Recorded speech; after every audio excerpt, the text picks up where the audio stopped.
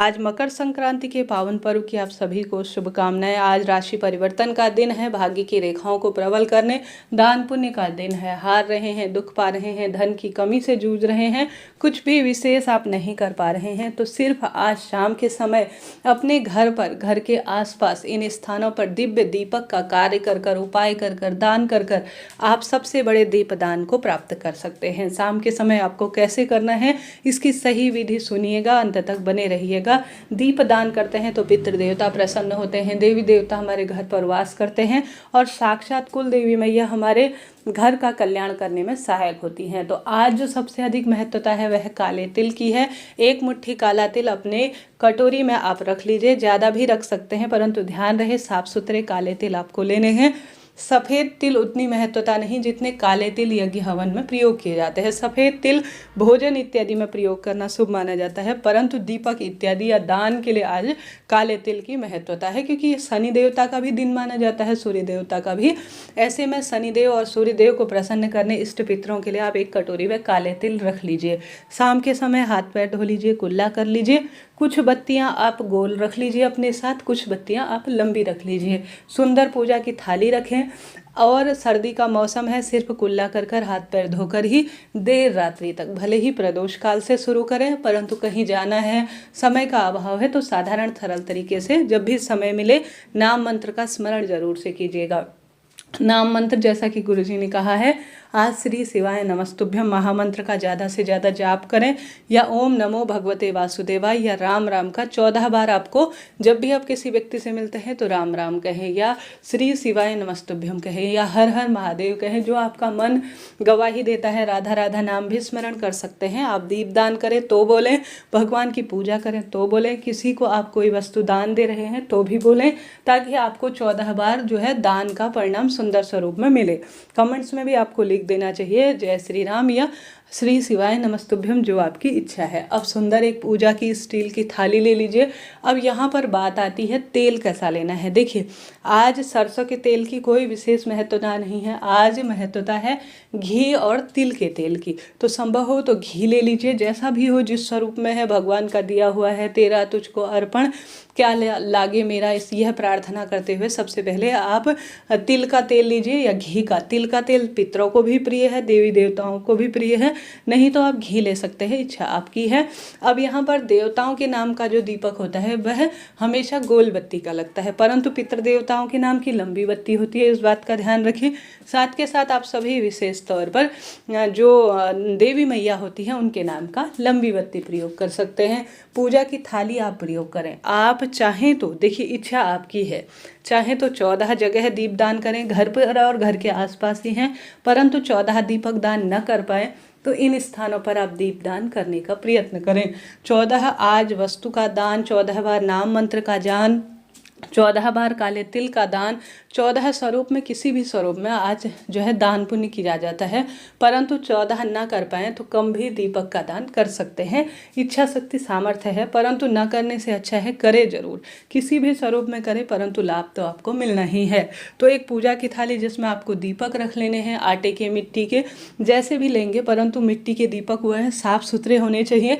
भूल से भी उनमें जो है आपको तेल और बत्ती नहीं छोड़नी है, उन्हें किसी कपड़े से पोंछ लीजिए। आटे का दीपक ले रहे हैं तो हमेशा आटे का दीपक साफ सुथरा, बिना नमक का आपको गूंदना चाहिए। छोटे छोटे से दीपक बनाएं। दीपक की संख्या आपकी इच्छा है, जैसा मैंने बताया, आप 14 भी रख सकते हैं, कम ज़्यादा जितनी भी इच्छा है उतने रखें। दीपक तैयार कर लिए। अभी इनमें काला तिल नहीं डालना है। सुंदर स्वरूप में दीपक को आप प्रज्वलित कर लीजिए। अच्छी अवस्था में मार्चिस का प्रयोग करें। मंदिर ले जाकर प्रज्वलित कर रहे हैं तो अपनी ही मार्चिस ले जाएं, इस बात का भी ध्यान रखें। दीपक का मुख पूर्व या उत्तर दिशा की ओर ही होना चाहिए, इस बात का भी ध्यान रखें। दक्षिण दिशा की ओर सिर्फ पितरों के नाम का दीपक लगाया जाएगा। अब इसमें जो आपको दीपक में काला तिल डालना है, जैसे जब हम अग्नि प्रज्वलित करते हैं किसी हवन में, उसके बाद ही हम सभी जो है उसमें अन्य संविधा डालते हैं, जैसे काले तिल, अन्य चीज़ें डाली जाती है। ठीक उसी तरह से दीपक पहले प्रज्वलित करें, फिर उसके बाद उनमें थोड़ा थोड़ा काले तिल आप डाल लीजिएगा। डालने के बाद सबसे पहले जो आज दीपक लगाया जाएगा पितरों के नाम का लगाया जाएगा। आज के दिन पितरों के नाम का सीधा निकालना, खिचड़ी दान करना सबसे विशेष कार्य में से एक जाना जाता है।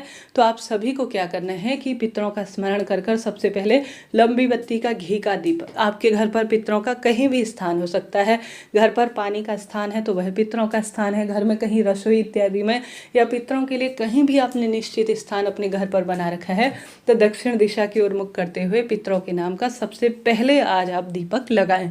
उसके बाद देवताओं के नाम का भी आप तत्काल ही दीपक अपने घर के मंदिर में दूसरा लगा लीजिएगा। ठीक है, यह 2 दीपकों की बात हो गई।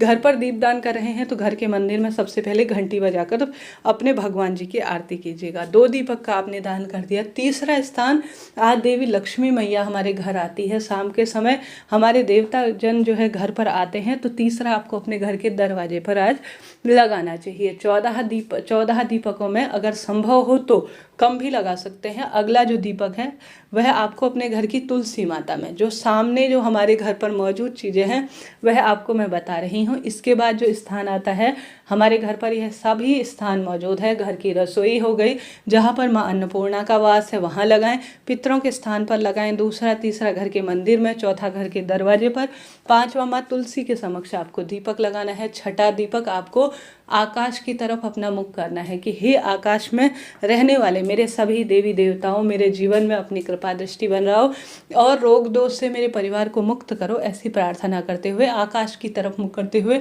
अपनी बालकनी में आप रख दीजिए। देखिए, घर पर यह स्थान पर्याप्त है अगर आपसे संभव हो तो। इसके अलावा घर के आसपास कोई मंदिर है तो वहाँ पर आप दीपदान कर आ जाइए, बहुत सुंदर फलों की प्राप्ति है।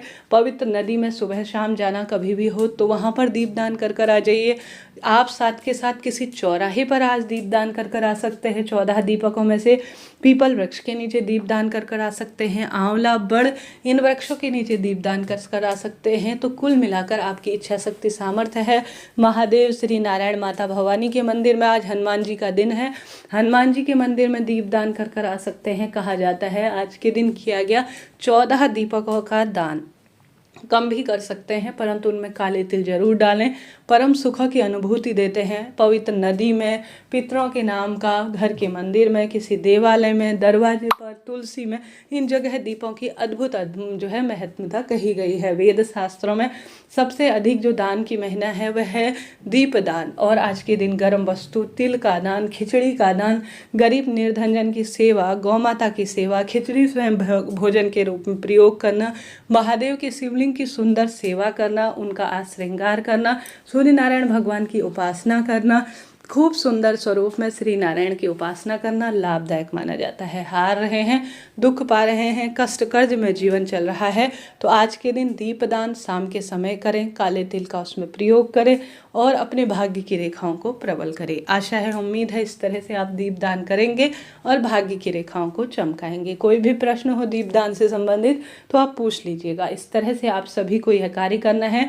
घर के मंदिर में हनुमान जी महाराज के समक्ष चौमुखा दीपक लगाएं और हनुमान चालीसा का पाठ करें। साक्षात शिव के दर्शन होते हैं। जो भी भक्त हनुमान जी महाराज की कलयुग में उपासना कर लेता है, हनुमान जी के मंदिर में आज के दिन आप सभी लड्डू का भोग लगा सकते हैं, पान का बीड़ा उन्हें समर्पित कर सकते हैं।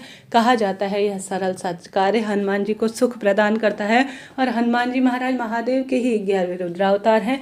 इस कार्य से वह काफ़ी प्रसन्न होते हैं, खुशियाँ देते हैं, बरकत देते हैं परिवार में और अपने आप में सब कार्य स्वतः ही बनने आरंभ हो जाते हैं। हार रहे हैं, दुख पा रहे हैं, कष्ट कर्ज में जीवन है तो आज की सर्वश्रेष्ठ तिथि पर आप सभी को हनुमान के मंदिर में जाकर यह कार्य करना चाहिए। अपने घर पर पीपल के पत्ते में कपूर जलाकर पूरे घर में उसकी सुगंध करना, भगवान की आरती करना या साधारण सरल तरीके से कपूर प्रज्वलित करना भी परम सुखों की अनुभूति में सहायक देता है। हर हर महादेव, जय श्री शंभू।